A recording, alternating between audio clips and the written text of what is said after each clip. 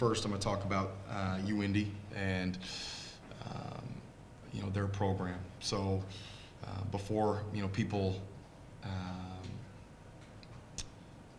I guess start maybe not believing in this team, I would tell you that UIndy went into Tennessee a couple years ago and beat a very good Tennessee team.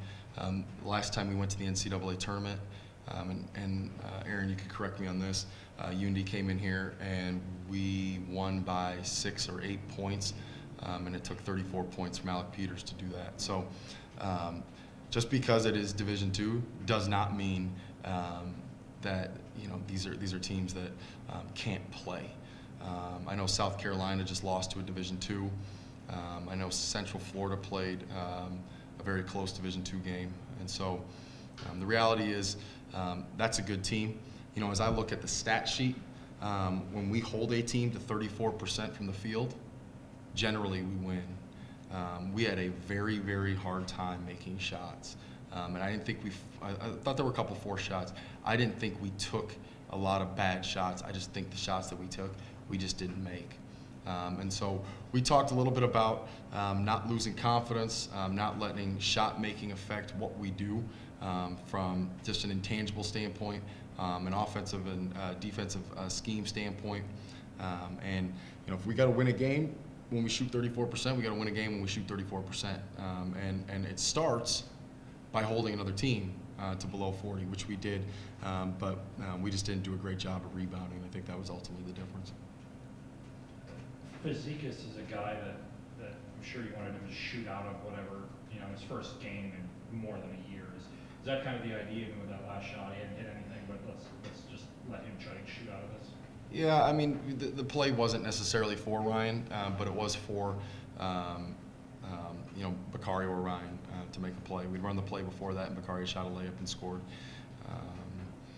But yeah, I mean, Ryan's a guy that's got to be able to shoot out of stuff. And as I look at Ryan, guys, and I know there's a lot of expectations from everyone, but when we look at a young man who's coming into his hometown to play, and there are expectations like that, sometimes that can be tough at the age that Ryan's at. So I would encourage everyone. I mean, Ryan's been playing great in practice. We expect him to be a very key part of what we're doing moving forward. He just had a really, really tough night tonight. With, if we were going to look at an exhibition game, I mean, obviously you want to win, but like you just got Sachi a lot of experience in a real tough situation. You left him on the court for a long time. I know it's a loss, but can you at least be happy that they've gone through the fire a little bit here? Absolutely. I mean, absolutely. I mean, we talked about just realities, right? When we were in the locker room there talking about reality. Reality is we lost. The other reality is it doesn't count. And so I think we all expected to win. I think everyone expected us to win. But we've got a choice now.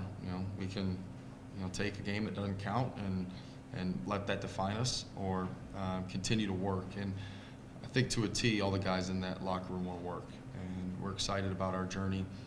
We just did not shoot the ball extremely well tonight. Derek, coming off the bench, just how do you think you sort of responded to starting the last 16 games last year, just the way you played tonight? Well, Derek has been great offensively. I thought there were some shots that he should have finished late that he didn't, but he's obviously a load in there when he got it. I thought he rebounded better today. The thing with Derek, it was hard because they are so small in the perimeter, and their post players shoot a lot of threes, and so it was tough to kind of keep him in there for longer stretches because generally we want Derek to protect the rim, and it's hard when guys can step out and shoot shots as post players. Sachi, in his first 5 minutes in the first half, didn't really do anything, and it really was the lift, the boost during that run. So what did you see from Daniel, and do you expect maybe some of that Jekyll and Hyde from the freshman throughout the year? Yes. I mean, I thought Javon Freeman might have gotten 2 blocks today, maybe Marcus as well, and I thought that they could have been charges. Just a little bit of an inexperience, right? Daniel Sachi, the same thing. I mean, there's going to be up and down moments from freshmen, but the one thing that I know from Daniel is he's going to provide a lot of enthusiasm and a lot of energy and a lot of fight and a lot of fire. and I thought that he really lifted us. And we really had moments there to break the game open, and I think, you know, we turn it over or miss a rebound, and we just, you know, couldn't ever really keep our foot on the gas pedal there. Jay Soroy, I didn't see him anywhere in the buildings. Not here, or? Yeah, Jay's you know, could be out with an ankle injury. So. Is this sort of a wake-up call, perhaps? You know, it's obviously, it doesn't count, like you said, but does it sort of? I think, I mean, if it doesn't get their attention, they don't have a pulse. And the reality of it is, I do believe we have guys that want to be very good, and I do believe we're talented enough to be good. You know, we have got to, you